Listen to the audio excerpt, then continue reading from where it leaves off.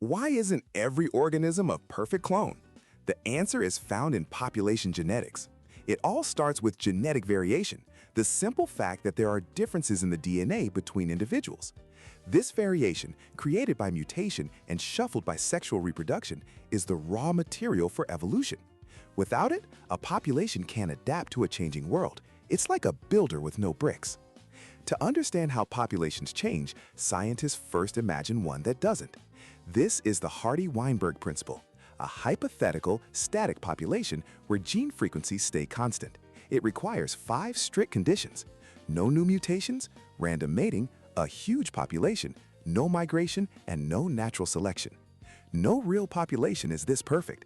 Its power is as a baseline. If a population's genetics don't match the Hardy-Weinberg ideal, we know evolution is at work. So what forces cause this change?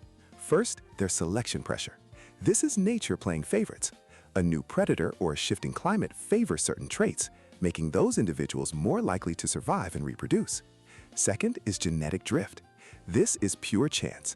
Imagine a forest fire randomly wiping out most of a small butterfly population.